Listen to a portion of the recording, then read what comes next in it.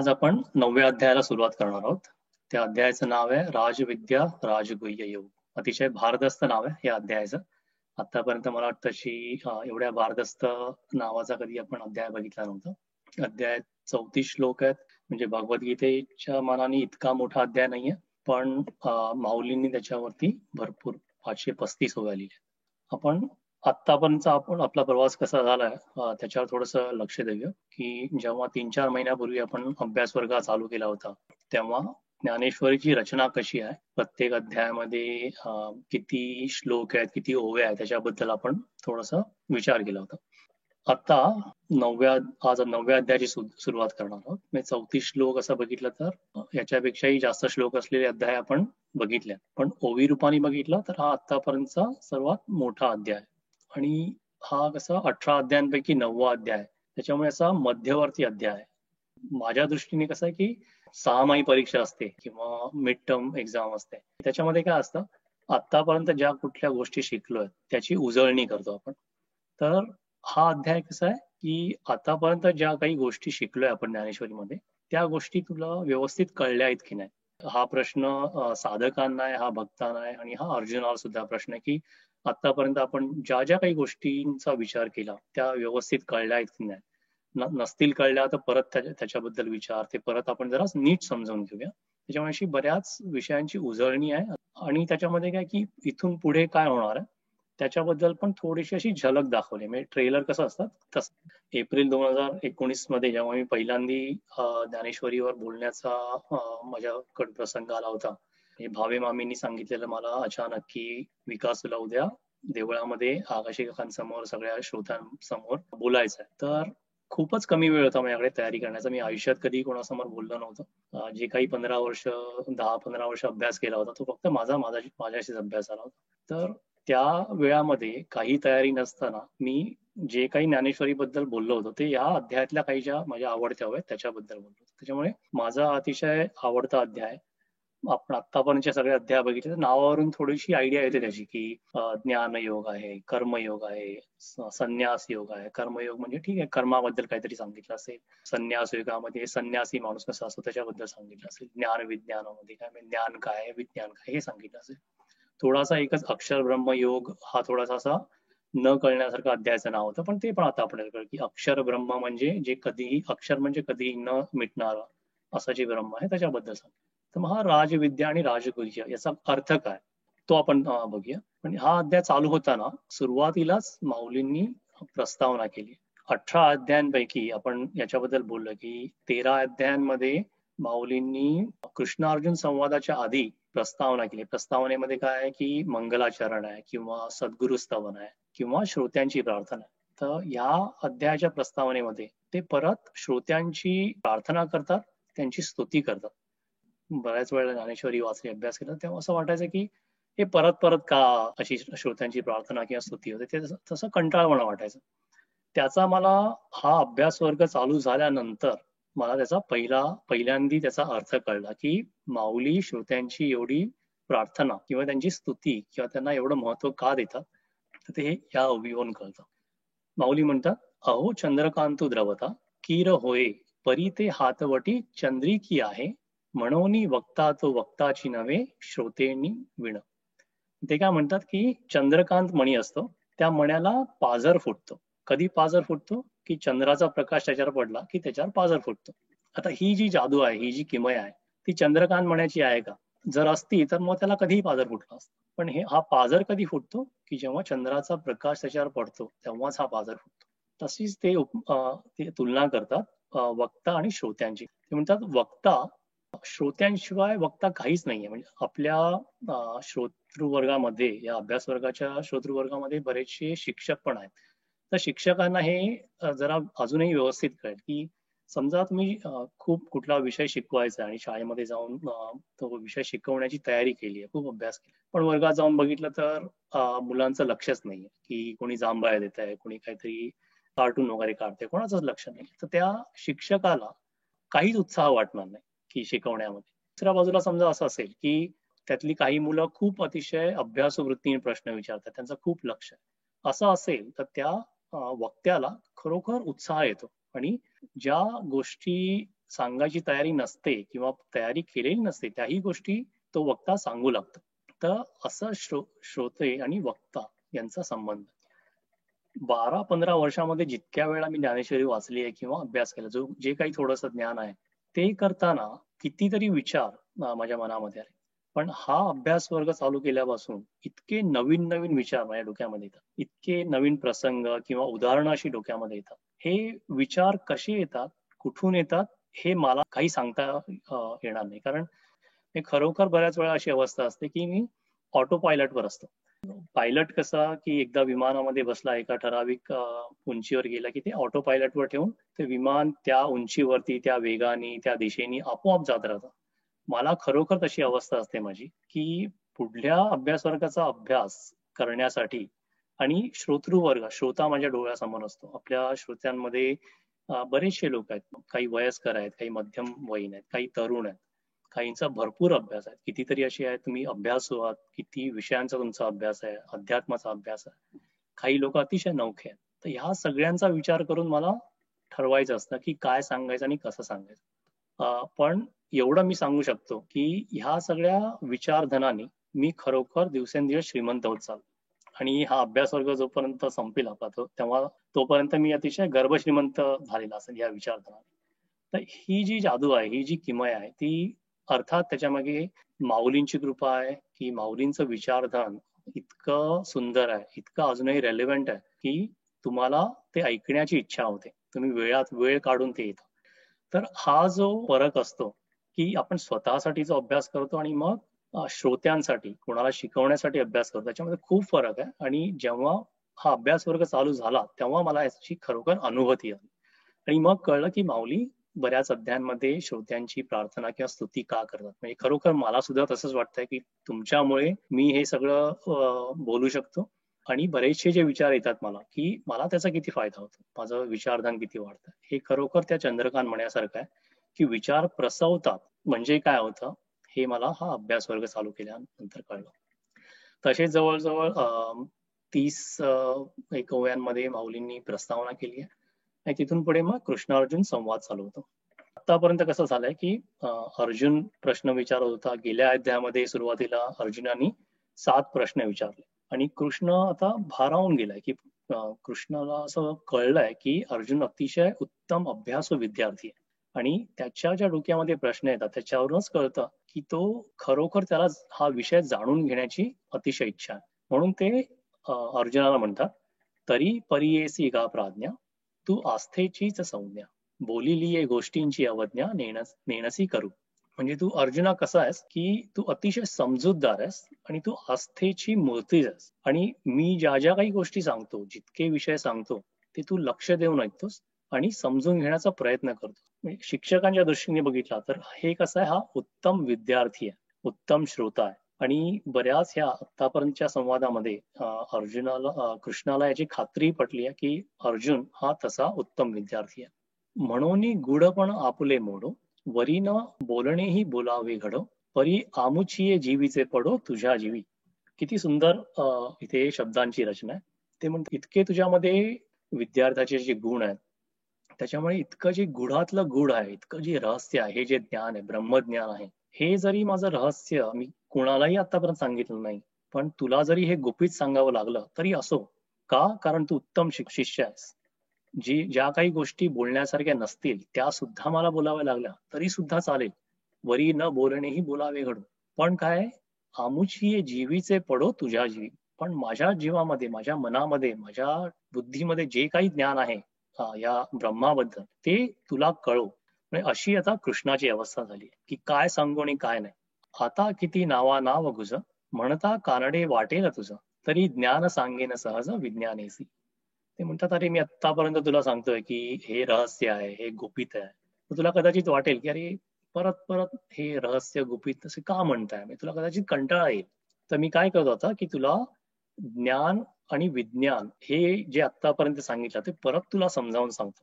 मग ते त्याचं उदाहरण देतात की कसं समजावून सांगतो की आपण धान्य जेव्हा उफडायचं असतं तेव्हा ते असं हवेत धरलं की त्या धान्याची राशी खालती पडते आणि जो त्याच्यामध्ये कोंडा असतो तो हवेने उडून जातो. हे धान्य वेगळं राहतं आणि कोंडा वेगळा राहतो. तैसे जे जाणितले यासाठी संसार संसाराचे ये गाठी लावणी बैसवी पाठी मोक्ष श्रियेचा. हे ज्ञान जाणल्यानंतर काय होणार की संसार जो आहे, जो प्रपंच आहे, आपण त्या प्रपंचाच्या मागेच प्रपंच लावू. पण आतापर्यंत कसं झालंय की ब्रह्मज्ञानाच्या आड काय येत आहे तर प्रपंचावरची आसक्ती आहे. म्हणजे आपला रस्ता आहे, रस्ता कुठे आहे ते कळत आहे, पण त्याच्यामध्ये असा भला मोठा प्रपंच आहे, त्याच्या पलीकडे आपण जाऊ शकत नाही. तर मी हे ज्ञान सांगितल्यानंतर काय होईल, तुझं किंवा साधकांचं किंवा हे जे कोणी अभ्यास करण्याचा ज्यांची वृत्ती असेल त्यांचं कसं होईल की हे ज्ञान कळल्यानंतर त्यांच्या प्रपंचाच्या मागेच प्रपंच लागेल आणि त्यांचा मोक्षाकडे जाणारा जो रस्ता आहे तो सुकर होईल. राजविद्या राजगुह्य योग याचा अर्थ काय? तर राजविद्या नुसता या शब्दाचा अर्थ बघायचा झाला तर विद्येचा राजा. तिथे राजा का म्हणतात की आता थोडा विचार करा की अतिशय एक चक्रवर्ती राजा की या भूतलावरती त्याच्यापेक्षा शूर पराक्रमी वीर असा कुठलाच राजा नाही. त्या राजाचा दरबार, या दरबारामध्ये राजा कसा असतो, एकच राजा. राजापेक्षा शक्तिशाली किंवा सामर्थ्यवान अजून कोण आहे? कोणीच नाहीये, एकटाच राजा. त्याच्या दरबारामध्ये बरेचसे मंत्री आहेत, प्रधानमंत्री आहेत, अजूनही बरेचसे लोक आहेत दरबारातले, ज्यांच्याकडे प्रत्येकाने कामं नेमून दिली आहेत, अशी लोक आहेत. तर तो जेव्हा दरबार चालतो त्या राजाच्या शिवाय म्हणजे राजांनी काही करण्याशिवाय त्या दरबारातला कारभार चालूच राहतो. त्याचे जे मंत्री आहेत ते सगळे सगळ्या प्रश्न उत्तर किंवा ज्या काही समस्या असतील त्या सुधारतात आणि हा असा कारभार चालू राहतो. राजा तिकडे आपला निमित्त मात्र म्हणून बसलेला असतो, त्यात पण त्याच्या बसण्याला खूप महत्व आहे, त्याच्या असण्याला खूप महत्व आहे. तो आहे म्हणून ह्या सगळ्या गोष्टी सुरळीत चालतात. अशी जी विद्या आहे की ज्या विद्येच्या असण्याने बाकी सगळ्या गोष्टी सुरळीत चालल्या, अशी जी ही ब्रह्मविद्या, जी ब्रह्मज्ञान आहे, म्हणून ह्याला राजविद्या म्हटलंय, विद्येचा राजा. आता पुढे बघूया राजगुह्य. गुह्य म्हणजे काय? गुपित, रहस्यमय कुठली गोष्ट आहे. म्हणजे गोष्ट आहे पण ती दिसत नाही, ती कशी जाणून घ्यावी हे कळत नाही. ब्रह्मज्ञानाच्या किंवा अध्यात्माच्या दृष्टीने बघितलं त्याचा काय अर्थ आहे की आपल्याला माहिती आहे आपलं शरीर आहे, ह्याची सगळ्यांनाच अनुभूती, हो शरीर आहे, याच्यामध्ये गुपित असं काहीच नाहीये. आपल्याला बुद्धी सुद्धा आहे. बुद्धी पण कशी आहे की दिसत नाही पण तरी सुद्धा आहे एवढं आपल्याला कळतं. का? कारण ते बुद्धीचे परिणाम दिसतात की कोण किती हुशार आहे किंवा कुठली कर्म करतो त्याच्यामध्ये त्याची बुद्धी कशी आहे हे कळतं. बुद्धीपेक्षा अजून सूक्ष्म काय की मन. मन तर जे आपण आता बुद्धी किंवा मन आपण समजा एक्सरे मध्ये वगैरे बघितलं किंवा काही अजून कुठले स्कॅन केले तर सगळे शरीरातले अवयव दिसतील, पण हे बुद्धी मन वगैरे असं काही दाखवता येत नाही. मन पण सूक्ष्म आहे. तरी सुद्धा आपण म्हणतो हा मन आहे कारण मन दुखावतं किंवा मन प्रसन्न झालं असं आपण म्हणतो. त्याच्यामुळे त्याची अनुभूती कळते, त्या परिणामानुसार मुळे ते आहे किंवा नाही हे कळतं.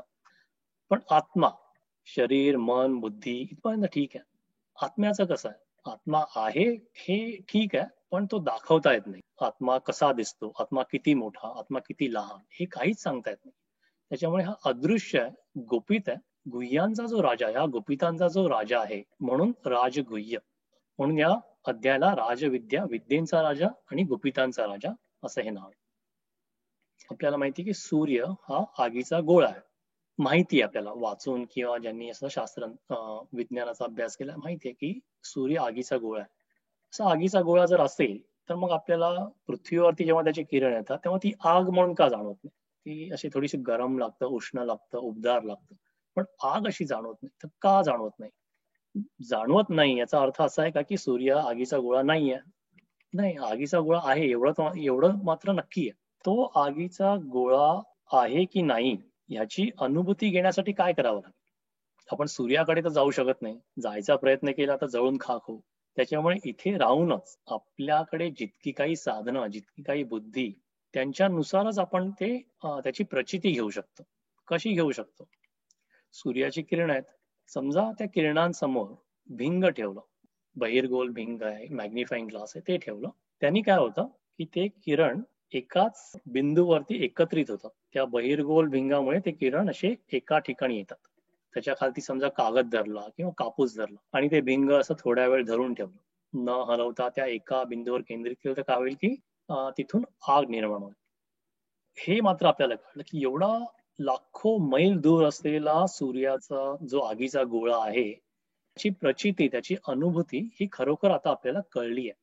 म्हणजे कसं आहे, बाहेर जे असतं ते परिणाम रूपाने असतं. आतमध्ये जे आहे ती अनुभूती आहे.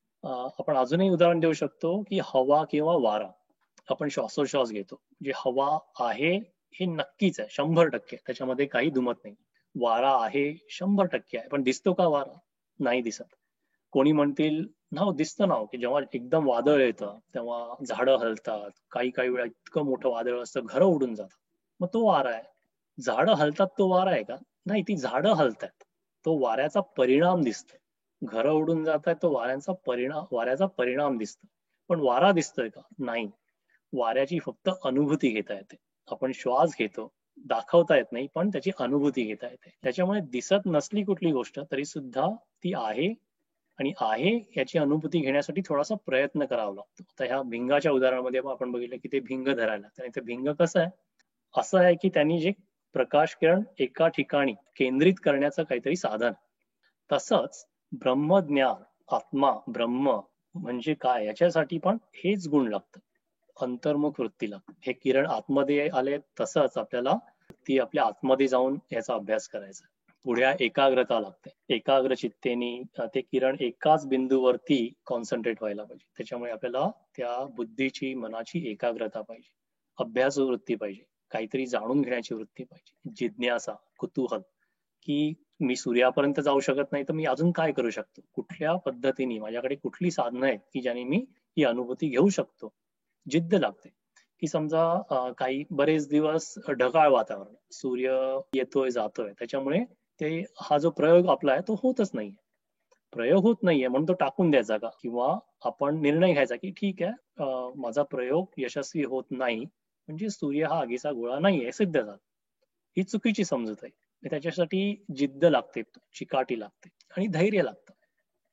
तसंच आहे की हे ब्रह्म म्हणजे काय हे कळणं, ह्याच्यासाठी हे सगळे गुण लागतात आणि त्याच्यामुळे वाऱ्यासारखी जी गोष्ट दिसत नाही पण ती जाणवते, तसंच हे ब्रह्म आहे, दिसत नाही पण जाणवतं आणि त्याची 100% अनुभूती घेता येते. पण ती अनुभूती घेण्यासाठी काय लागतं? तर हे सगळे गुण लागतात. माऊली बरेच असे ओव्यांच्या मार्फत ज्ञान, विज्ञान आणि मोक्ष यांच्याबद्दल सांगतात. निर्गुण निराकार ब्रह्म आहे, त्याच्याबद्दल माहिती, त्याची जाणीव, की त्याची अनुभूती म्हणजे ब्रह्मज्ञान. विज्ञान म्हणजे काय? की हा प्रपंच आहे. आपण हे पण बघितलं की विज्ञानाला खरं मानणं किंवा विज्ञानाकडूनच सगळ्या शाश्वत आनंद मिळणार आहे हे मानणं, हे अज्ञान. तर याची थोडीशी उजळणी करूया. आतापर्यंत तुम्हाला ह्या आकृतींचा अर्थ काय तो कळलाच असेल. पहिल्यांदी जे आहे ते ब्रह्म, ईश्वर, भगवंत, देव, परमात्मा, चैतन्य असे बरेच शब्द आहेत. हे समजा कोणी ब्रह्मज्ञानाबद्दल म्हणत असेल तर बोलताना आपण बऱ्याच वेळा म्हणतो ईश्वराबद्दलचं ज्ञान, भगवंताबद्दलचं ज्ञान, देवाबद्दलचं ज्ञान, कधी कधी परमात्मा शब्द वापरतो. पण ह्या सर्वांमध्ये मला चैतन्य हा शब्द खरोखर आवडतो आणि पटतो. का? कारण कित्येक वेळा आतापर्यंत माऊलींनी सांगितलंय, श्रीकृष्णाने सांगितलंय, आपल्या संतांनी सांगितलंय. ब्रह्म कसं आहे? आणि आता ज्ञानेश्वरीचा अभ्यास करणाऱ्या सगळ्यांना ह्याचं उत्तर लगेच देता यायला पाहिजे. आपण हे बऱ्याच वेळा बघितलं, बरीच ह्याची पुनरावृत्ती झाली आणि त्या पुनरावृत्तीचं कारण हेच होतं की हे नीट समजावं म्हणून. ब्रह्म कसं आहे? निर्गुण, निराकार, सदा, सर्वत्र, सम असे बरेच शब्द आपण वापरले नाही का? की त्याला आकार नाहीये. हे अनंत आहे, अनादी आहे. चैतन्य हा जो शब्द आहे तो अतिशय चपखल लागू पडतो असं मला वाटतं, की ह्या ब्रह्माचा परिणाम रूप ब्रह्म दिसत तर नाहीये, पण याचा परिणाम आपल्याला पृथ्वी तलावरती कसा दिसतो? माऊलींनी सांगितलंय की भूतमात्रांमध्ये चैतन्य भरलेलं. प्रत्येक जीवामध्ये, प्राणी मात्रांमध्ये, वनस्पतीमध्ये आपण चैतन्य बघू शकतो. ते सोपं आहे. ते सांगणं, दाखवणं अतिशय सोपं आहे. झाड वाढतंय, झाडामध्ये जीव आहे, आहे. ह्याच्यावर कोणी वादविवाद घालेल असं वाटत नाही. माणसांमध्ये जीव आहे, आहे. नक्कीच आहे. प्राण्यांमध्ये जीव आहे, चैतन्य आहे, आहे. नक्कीच आहे. कधी कधी आपण जेव्हा ह्याच चैतन्याला आपण जेव्हा हे शब्द वापरतो, भगवंत, देव किंवा ईश्वर हे जेव्हा शब्द वापरतो, हे जे निर्गुण निराकार ब्रह्म आहे ते समजण्यासाठी, ते सहज समजण्यासाठी हे शब्द वापरले. त्याचा फायदा पण भरपूर आहे. की कसं आहे की समजा आपण एखादा मोठा डोंगर चढतोय, खूप कठीण आहे, खूप असं चढायला खूप त्रास होतो आणि समजा कोणी आपल्या हातात काठी दिली काठीने कसं होतं चढायला मदत होते. तर हे जे शब्द आहेत ईश्वर, भगवंत, देव हे जे शब्द आहेत त्या काठीसारखे आहेत. ती काठी दिसते आपल्याला हातात आहे, कळते म्हणून ती सोपं पडतं आपल्याला त्या शिखरापर्यंत जाणं. पण ती काठी म्हणजे शिखर आहे का? काठी हे शिखरापर्यंत जाण्याचा मार्ग आहे आणि ते शिखर किती आहे, कुठे आहे माहित नाही आपल्याला. तिथपर्यंत ते समजण्यासाठी काठी हा एक साधन आहे. तसंच कोणी तुम्हाला म्हटलं की भगवंत किंवा देव काय तुला वाटतं भगवंत आणि देव किंवा ईश्वराच्या मते काही समजा काही लोकांसमोर रामाची मूर्ती येईल, काही लोकांसमोर कृष्णाची मूर्ती. कृष्णाचं चरित्र वाचलं, प्रभू रामांचं चरित्र वाचलं तर शेवटी काय होतं की त्यांचा देहांत होतं, देह ठेवावा लागतो. मग आपण असं म्हणू का की भगवान राम किंवा भगवान कृष्ण, आता त्यातला कृष्ण राम शब्द काढा, भगवानाचा मृत्यू झाला, असं कधी आपण हे पटत पण नाही ना की देव तर अनादि अनंत आहे, त्याचा मृत्यू कसा होईल? तर मृत्यू कोणाचा झाला? त्या चैतन्याचा जो सगुण साकार अवतार होता, त्यांचा अवतार कार्य झालं आणि त्यांचा मृत्यू झाला. देह रूपामध्ये आला, देहाचे गुणधर्म काय? नाशिवंत आहे, त्यांचा मृत्यू झाला. त्याच्यामुळे मला तो चैतन्य, आपण चैतन्याबद्दल आपण असं कधीच म्हणू शकत नाही की चैतन्याचा मृत्यू झाला. त्यातलं चैतन्य गेलं असं आपण म्हणतो. देहातलं चैतन्य गेलं म्हणून ते आता पार्थिव देह झाला, देहाचा अंत झाला. चैतन्य आहे तसंच आहे, ते अनादि आहे, अनंत आहे. सगुण साकार रूप आहे, ते आपल्याला निर्गुण निराकार कळणं कठीण आहे, ते सोपं जावं त्याच्यामुळे हा एक असा मधला पडदा उभा केला. पण त्याच्या पलीकडे जे खरोखर चैतन्य आहे ते त्याच्या पलीकडे आहे, हे नेहमी लक्षात ठेवा. पुढे आहे की ह्याच ब्रह्माची सावली, त्याला आपण प्रकृती आहे, माया आहे, संसार आहे, प्रपंच आहे. प्रकृती म्हणजे काय की ह्या जगामध्ये ही सृष्टी उत्पन्न करणं, या सृष्टीचं तारण करणं आणि नाश करणं, हे प्रकृतीचे गुणधर्म. माया म्हणजे काय? माया शब्दाचा अर्थ काय? मा म्हणजे नाही, या म्हणजे ते नाही. या शब्दामध्येच किती त्याचा अर्थ आहे की जे अनादि अनंत निर्गुण निराकार ब्रह्म आहे ते नाही, हे भासवणारी जी आहे ती माया. पण ही माया कुठून झाली? ही ब्रह्मामुळे झाली आहे. आपण बघितलं की ब्रह्माची सावली आहे. ब्रह्म नसेल तर माया नाही, माया असू शकत नाही.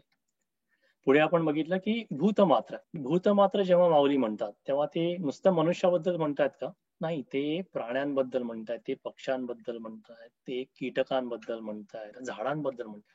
म्हणजे भूतमात्र म्हणजे हा सगळा जो आकार आहे त्या आकारामध्ये प्रत्येक जी गोष्ट आहे ते भूतमात्र आहे. आणि ह्या प्रत्येक गोष्टीमध्ये काय? ते चैतन्याचा त्याच्यामध्ये अंश आहे.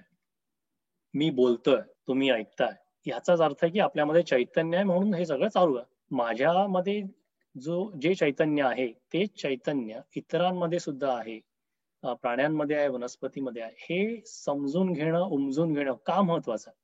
जर आपण ही जाणीव करून घेतली, नक्की पक्की जाणीव करून घेतली की सगळ्यांमध्येच ह्या ब्रह्माचा अंश आहे, चैतन्याचा अंश आहे, तर जरी सुद्धा तो माणूस आपल्याला आवडला नाही किंवा त्याच्या काही क्रिया आवडल्या तरी सुद्धा आपण त्याचा मत्सर करणार नाही आणि आदराने त्याच्या बरोबर आपण वागू.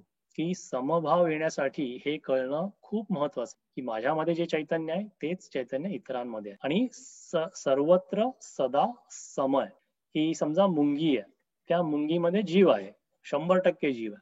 माझ्यामध्ये जीव आहे तो तिच्या जीवापेक्षा मोठा आहे का? माझ्यामध्ये 2 किलोचा जीव आहे, तिच्यामध्ये 2 ग्रॅमचा जीव आहे? नाही, 100% जो जीव आहे तोच जीव माझ्यामध्ये आहे. याच्यामध्ये काहीच फरक नाही. सर्वत्र सदा समदृष्टी येण्यासाठी, मनुष्य धर्म कळण्यासाठी, भूतदया कळण्यासाठी सर्वांमध्ये ब्रह्माचा अंश आहे हे कळणं खूप महत्वाचं आहे. पुढे बघू की विज्ञान आपण म्हटलं की प्रपंच. आता ही जी टेक्नॉलॉजी आता ज्याच्या नुसार आपण हे अभ्यास वर्ग चालवतोय. मी कुठे बसलोय अमेरिकेमध्ये, तुम्ही हजारो मैल लांब आहात, तुम्ही हे बघू शकता, हे विज्ञान आहे. आपण ज्या जगामध्ये किती शास्त्राने संशोधन करून अशा बऱ्याचशा गोष्टी शोधून काढण्यात, हे विज्ञान आहे. आपलं दैनंदिन जीवन जे चालतं ते विज्ञान आहे. तर विज्ञान वाईट आहे का? विज्ञान वाईट नाहीये. किती म्हणजे संतांनी पण सांगितलं प्रपंच करतच राहावं, पण प्रपंचामध्ये आसक्ती ती वाईट आहे.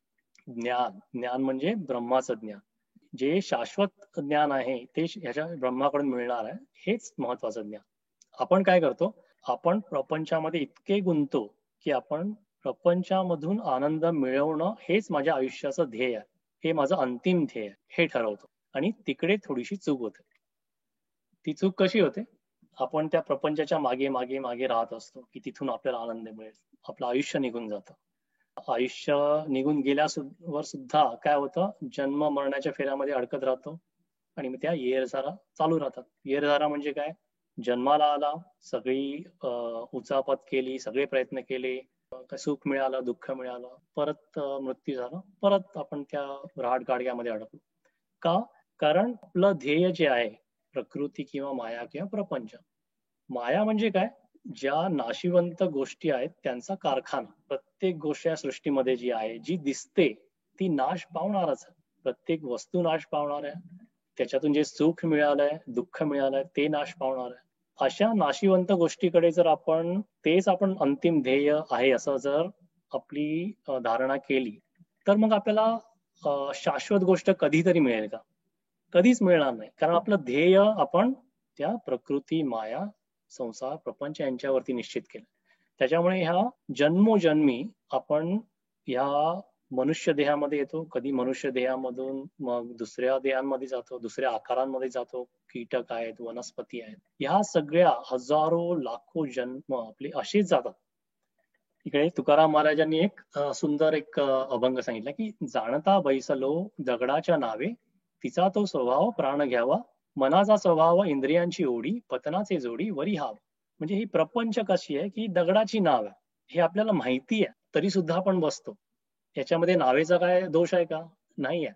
प्रपंच नाशिवंत आहे हे माहिती आहे, 100% माहिती, तरी सुद्धा बसतो.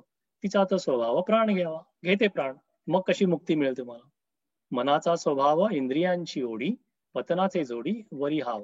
हे मनाचा जो स्वभाव आहे, आपण जिकडे मनाचा ध्येय निश्चित केलाय, त्याने काय होतं, प्रपंचामध्ये बऱ्याचशा गोष्टी असतात, बऱ्याचशी आमिष असतात, बऱ्याचशा इच्छा असतात, त्याला काहीच पार नाहीये, अपार आहेत. हळूहळू काय होतं की आपली जी मनाची धाव इंद्रियांकडे जाते आणि इंद्रियांच्या धावेला, इंद्रियांच्या ओढीला काहीतरी मर्यादा आहे का? काहीच नाहीये. हळूहळू काय होतं, आपली मन आणि बुद्धी मायेमध्ये, प्रपंचामध्ये इतकी गुंतून जाते की आपली काम भावना अतिशय दृढ होते. काम म्हणजे विषयवास, आसक्ती, कुठल्याही गोष्टीची आसक्ती किंवा नाशिवंत गोष्टींकडून सुख मिळणार आहे हा भ्रम, आणि त्या भ्रमामध्ये आसक्ती, त्याला काम म्हणतात. समजा कुठली गोष्ट मिळवण्याचा प्रयत्न केला, सुख मिळवण्याचा प्रयत्न केला, मिळालं सुख, ते पुरेसं असतं का? कारण त्याला अजून दिसतं, असं वाटतं की माझ्यापेक्षा अजूनही माणसं काही सुखी आहेत, म्हणजे मला अजून काहीतरी करायला पाहिजे. ते करत जातो. काही गोष्टी मिळतात, काही गोष्टी नाही मिळत, मग त्याला राग येतो, क्रोध. क्रोध आला की मग हळूहळू काय होतं की इतकेही मी प्रयत्न करतोय पण मला ही गोष्ट मिळत नाहीये. मग त्याचा लोभ येतो मनामध्ये की आता प्रयत्न करून मिळत नाहीये तर मी अजून कुठल्या पद्धतीने ती गोष्ट मिळव, तो असा हाव निर्माण होते की दुसऱ्याकडे जे आहे ते माझ्याकडे असावं, अशी हाव निर्माण होते. लोभानंतर मोह निर्माण होतो, भ्रम निर्माण होतो की त्या लोभामध्ये माणूस इतका वाहत जातो, किती वेळा जरी त्याला अनुभव आला की कुठली गोष्ट मला मिळाली, तात्पुरतं सुख मिळालं पण थोड्या दिवसांनी ते गेलं, ही कितीही जरी वेळा झाली तरी सुद्धा त्याला ते कळत नाही की मला माझा काहीतरी ध्येयामध्ये चूक झाली. हा मोह म्हणजे भ्रम, चुकीची समजूत, याला मोह म्हणतात. तसाच माणूस पुढे पुढे घेत झाला झाला तर काय होतं की गर्व होतो, की समजा भरपूर गोष्टी मिळाल्या. मद मद म्हणजे गर्व. आता गर्व कुठला होत नाही माणसाला? सौंदर्याचा गर्व होतो, तारुण्याचा गर्व होतो, ज्ञान आहे, सत्ता, संपत्ती, सामर्थ्य, सगळ्याचा गर्व होऊ शकतो माणूस. आणि मग काय होतं, जितकं पाहिजे ते मिळालं नाही की मग मत्सर निर्माण होतो. आणि एकदा हे सगळे, ह्याला षड्रिपू म्हणतात. काम, क्रोध, लोभ, मोह, मद, मत्सर, ह्या षड्रिपूंनी मन आणि बुद्धी ग्रासली जाते. आपल्याला खरं काय, खोटं काय, चांगलं काय, वाईट काय हे समजत. तर मग ह्याच्यातून सुटका कशी होणार? ह्याच्यातून सुटका करायची झाली तर पहिल्यांदी हे जे षड्रिपू आहेत, त्या षड्रिपूंचं जे आपल्या मन आणि बुद्धीवर आक्रमण झालंय, जो काही त्यांचा प्रभाव आहे, तो प्रभाव कमी करायचा आहे. मग जे आपलं ध्येय आहे, विज्ञान, प्रकृती, माया, इथे जे आपण ध्येय निश्चित केलंय ते काहीतरी चुकतं, हे ह्याची आपल्याला जाणीव व्हायला पाहिजे. ते एकदा कळलं, मग काय करायचंय, आता आपण ते भिंगाचं जे उदाहरण दिलं ते थोडं डोळ्यापुढे आणा. मन आणि बुद्धी ही आपल्याला ताळ्यावर आणायची. जेव्हा षड्रिपूंनी ग्रासलेली असते तेव्हा मन थाऱ्यावर नसतं, बुद्धी भ्रमिष्ठ झालेली असते. ती मन आणि बुद्धी आपल्याला ताळ्यावर आणायची असते. एकदा मन आणि बुद्धी ती ताळ्यावर आली की मग मायेच्या पलीकडे जे ब्रह्म आहे, जे ब्रह्मज्ञान आहे, त्याचा आपण हळूहळू अभ्यास करायचा. त्या अभ्यासाने खोल जायचंय. कुठे खोल जायचंय? आपल्याच मनामध्ये जायचंय. आणि ही प्रकृती माया ह्याच्या पलीकडे जे शाश्वत तत्व आहे, त्या शाश्वत तत्वाचा अभ्यास करायचा आणि ते जाणून घ्यायचं. आणि ते जाणून घेतलं तरच आपल्याला खरं ज्ञान होणार. आणि त्यालाच ब्रह्मज्ञान म्हणतात. म्हणून याला राजविद्या म्हणतात. म्हणून याला राजगुह्य हे असं ज्ञान म्हणतात. हे ज्ञान झालं तरच माणसाला मोक्ष मिळणार. कितीतरी आपण संतांची उदाहरणं, महापुरुषांची उदाहरणं बघली. माऊलींना मोक्ष प्राप्ती झाली, तुकाराम महाराजांना मोक्ष प्राप्ती झाली. याचा अर्थ काय, की त्यांच्या ह्या येरझारा आहेत त्या संपल्या. त्यांचा जो आत्मा आहे तो परमात्म्यामध्ये विलीन झाला. हे ज्ञान आहे. म्हणजे कसं समजा एका देवळासारखं आहे. कुठल्या टेकडीवरती देऊळ आहे. कोणी तुम्हाला सांगितलं की त्या टेकडीवरती हो मी कालच जाऊन आलो, काय सुंदर मूर्ती आहे, अतिशय तेजस्वी मूर्ती आहे, आणि असं म्हणतात की ती इच्छापूर्ती, आणि म्हणतातच नाही हो, मला खरोखर अनुभव आला. आता तिकडे जर आपल्याला जायचं असेल तर काय करावं लागेल? टेकडीच्या पायऱ्या चढायला लागतील. पायऱ्या चढून चढून कंटाळा केला तर काय होईल? थोडक्यात की आपल्याला त्या देवळाचा कळस दिसेल. अजून थोडं पुढे गेलं तर देवळाच्या बाहेरच्या भिंती दिसतील. तिथेच थांबलो तर तेवढंच, अजून पुढे आपल्याला ज्ञान होणार.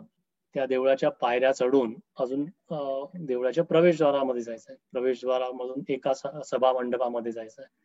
तिकडेच थांबलो तर नुसताच सभा मंडप दिसेल. पुढचं काही दिसणार नाही. दुसरा सभा मंडप, मग देवाऱ्याच्या मध्ये मूर्ती आहे. तर असं हा जो प्रवास आहे, हा जो देवळामध्ये जाण्याचा प्रवास आहे, तसाच आपल्याला आपल्या आतमध्ये जाण्याचा प्रवास करावा लागेल. आणि त्याच्यासाठी पेशन्स लागेल, त्याच्यासाठी चिकाटी लागेल, जिद्द लागेल, जिज्ञासा लागेल. या सगळ्या गोष्टी आहेत. आणि तरच आपल्याला मोक्ष किंवा ब्रह्मज्ञान काय हे कळेल. आणि हा वर्षानुवर्ष नव्हे, जन्मोजन्मीचा अभ्यास आहे. त्याच्यामुळे काय हा एका जन्मामध्ये होईल हे सांगणं खूप कठीण आहे. मग ते म्हणतात की एवढं सगळं मी सांगितलं तर ह्या ब्रह्मज्ञानाचं सार काय? पाहे पा दूध पवित्र आणि गोड, पासी त्वचेची या पदरा आड, परी ते अभेरुनी गोचिड, अशुद्ध काय निगती. गाईच्या स्तनांमध्ये दूध असतं. दूध कसं असतं? अतिशय पवित्र आहे, गोड आहे, पौष्टिक आहे. आणि ते कुठे अतिशय कुठे लांब पण नाही, तर नुसतं त्वचेच्या आड. पण ती गोचिड जी असते, ती गोचिड त्या स्तनावर लागली की त्याचं नुसतं रक्त शोषून घेते. पण त्या दुधाकडे तिचं काहीच लक्ष नसतं. तर म्हणजे जी चांगली गोष्ट आहे ती सोडून जी वाईट गोष्ट आहे ती घेते. आता ही गोचिड म्हणजे कोण? गोचिड म्हणजे आपण, प्रापंचिक माणूस, ज्यांचं प्रपंचामध्ये आपण इतके गुंतो की जे शुद्ध परब्रह्माचं ज्ञान आहे तिकडे आपलं लक्ष नसतं. ज्ञानेश्वरीमध्ये अशा बऱ्याच गोष्टी आहेत की बरेच माऊली असे दृष्टांत देतात, म्हणजे उदाहरणं देतात, आणि त्या उदाहरणांमध्ये त्यांची काव्य प्रतिभा दिसते की त्यांचं त्या लहान वयात त्यांचं आजूबाजूच्या समाजामध्ये किती निरीक्षण असेल हे कळून येतं. ते अजून एक दृष्टांत देतात की का कमलकंद आणि दरदुरी, नांदणुक एकेची घरी, परी परागू सेविजे भ्रमरी, जवळीला चिखलूची उरे. ते म्हणतात कमळ कसं असतं? कमळाचा जो बेस असतो चिखलाच्या असे जवळ असतं. म्हणजे पद्मपत्र पण असं पाण्यावर तरंगतं, आणि त्या तरंगण्यामुळे ते कमल कंद जो असतो तो चिखलाच्या जवळ असतो. पण त्या चिखलामध्ये असणारा जो बेडूक असतो, तो बेडूक काय करतो? तो बेडूक चिखलातच रमलेला असतो. पण त्या कमळाच्या आतमध्ये जे परागकण असतात, जे कमलकंद असतात, त्याचं सेवन कोण करतं?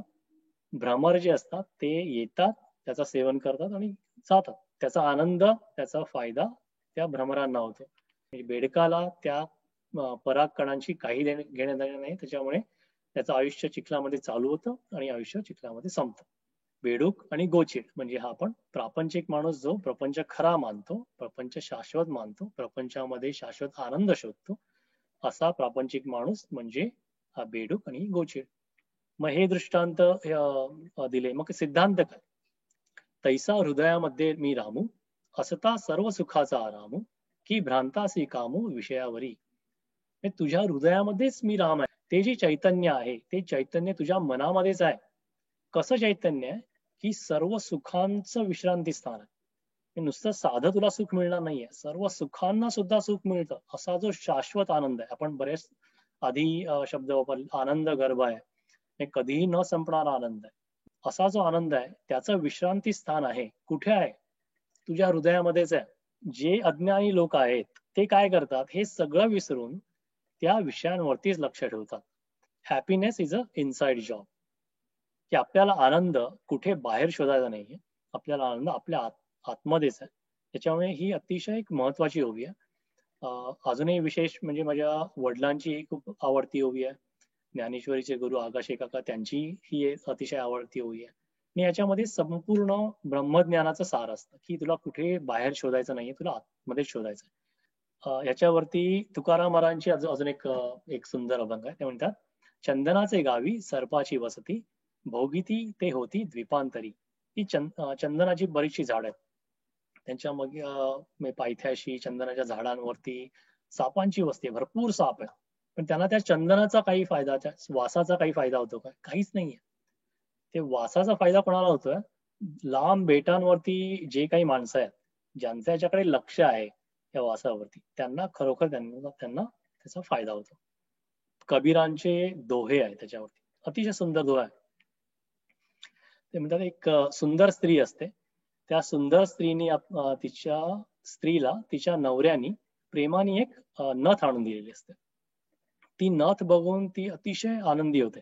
साहजिकच आहे, नवऱ्यानी अतिशय प्रेमाने आपल्याला ही सुंदर नथ दिली आहे, त्याच्यामुळे ती सगळ्यांना सांगत सुटते, स्वतःला ती नथ घालते, स्वतःचं रूप आरशामध्ये बघते आणि बरीच आपल्या नवऱ्याची त्या नथीची स्तुती करते.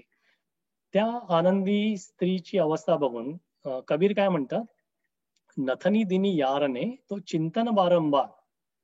तुला नवऱ्याने नथ दिली तर त्याचं चिंतन, त्याची स्तुती तू करतच राहिली आहेस, त्या आनंदामध्ये रममाण आहेस. नाक दिनी करतारने उनको तो दिया बिसार. ही नथ ही शोभून उठेल असं जे सुंदर तुझं नाक आहे, ते नाक त्या ज्या परमेश्वराने तुला दिलंय त्याला मात्र तू विसरलीस.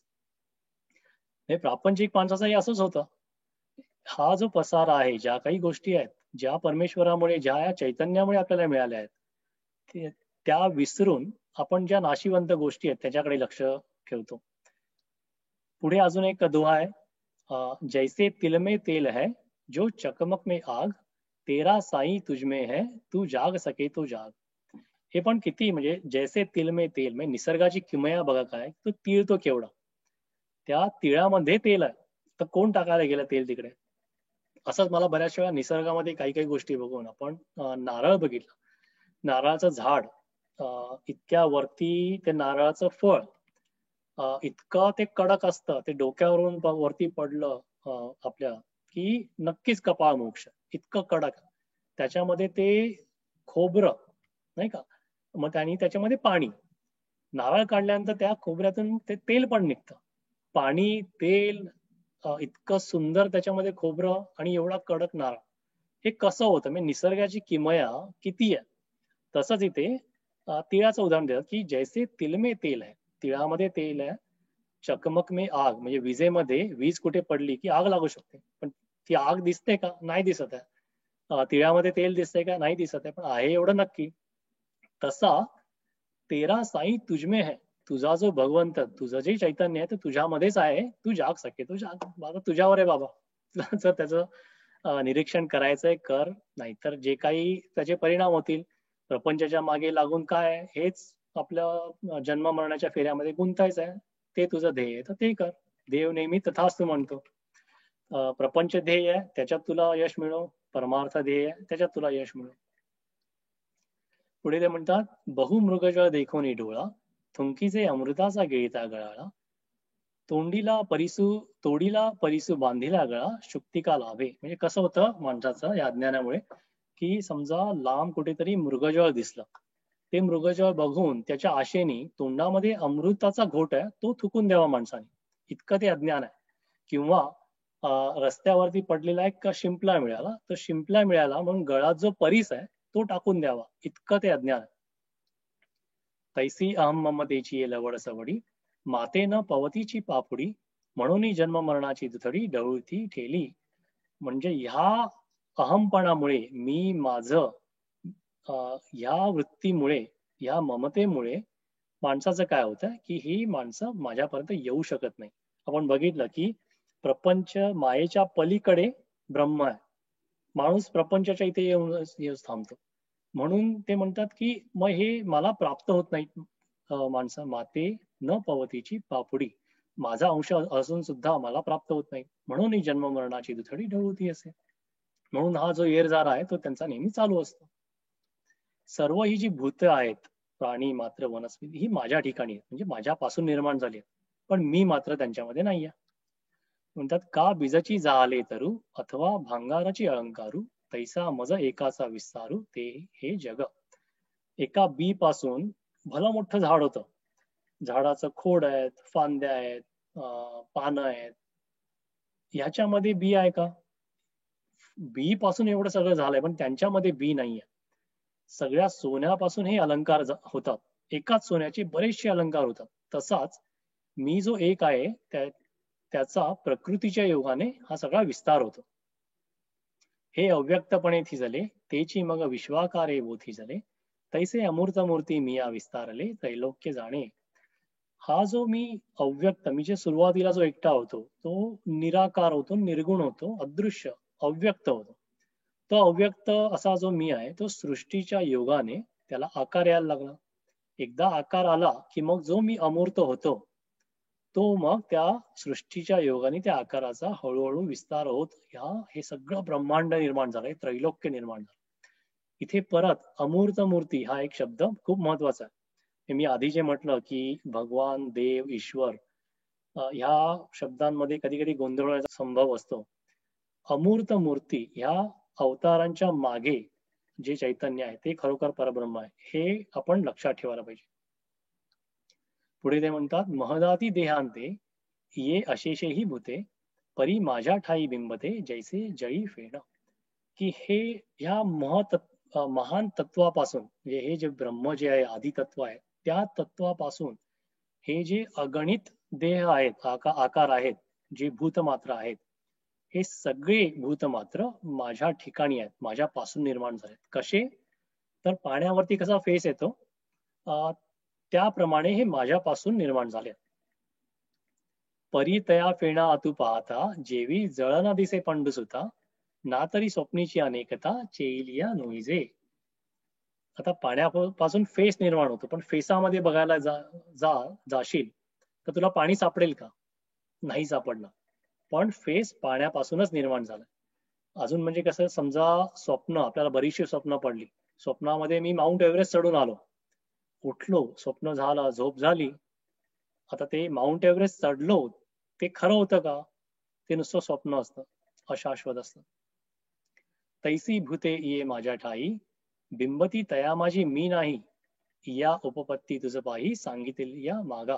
हेच सगळं जे तत्वज्ञान जे आहे की ही संपूर्ण भूत, ही संपूर्ण सृष्टी माझ्यापासून निर्माण झाली आहे, पण मी मात्र त्यांच्यामध्ये नाही आहे. सगळं तत्वज्ञान मी तुला मागे सांगितलंय. मागे म्हणजे कुठे? ज्ञान विज्ञान युगामध्ये सांगितलंय. भूतांची उत्पत्ती आणि लय हा प्रकृतीमुळे होतो, प्रकृती माझ्यामुळे होते, आणि मी मात्र नावानिराळा असतो. मी अकर्ता, साक्षीभूत आणि निमित्त मात्र असतो. इथे थोडंसं असं डेलिगेशन ऑफ अथॉरिटीचा विषय येतो. ते म्हणतात, तरी धनुर्धरा धैर्या निके अवधान देई बा धनंजया, पै सर्व भूतांते माया करी हरी गा. अर्जुना नीट लक्ष देऊ नाही, परत बऱ्याच वेळा सांगितलंय पण परत लक्ष देऊ नाही. या सर्व भूत मात्रांना कोण निर्माण करतं? माया. माया निर्माण करते, आणि निर्माणच नाही करत नाही, करी म्हणजे निर्माण करते, आणि हरी म्हणजे त्यांचा विनाश पण करते. म्हणजे उत्पत्ती, स्थिती आणि लय हे कोण करतं? माया करते, मी नाही करत. अथवा जागी न लिये वेळे स्वप्न मनीचे मनी मावळे, तैसे प्राकृत प्रकृती मिळे कल्पक्षयी. आणि कसं होतं की जेव्हा उठल्यानंतर सगळी स्वप्न मावळून जातात, त्याप्रमाणे हा जो सृष्टीचा पसारा आहे, तो कल्पांताच्या शेवटी संपूर्ण त्या सृष्टीमध्येच माझ्या ठिकाणी, माझ्यापासून जी सृष्टी निर्माण होते त्याच ठिकाणी येऊन विलीन होऊन जाते. जैशी राये अधिष्ठिली प्रजा, व्यापारे आपुला लिया काजा. म्हणजे राजाच्या अधिपत्याखाली जशी प्रजा असते, राजा सांगतो त्याप्रमाणे प्रजा संपूर्ण कार्य करते. तैसा प्रकृती संगू माझा येर करणे ते येचे. त्याचप्रमाणे प्रकृतीचा आणि माझा संबंध आहे. म्हणजे मी जरी काही केलं नाही, पण माझ्या अधिपत्याखाली प्रकृती हा सगळा उपद्व्याप करते. उत्पत्ती आहे, स्थिती आहे, विनाश आहे, हे सगळं प्रकृतीचं काम आहे, मी नाही करत.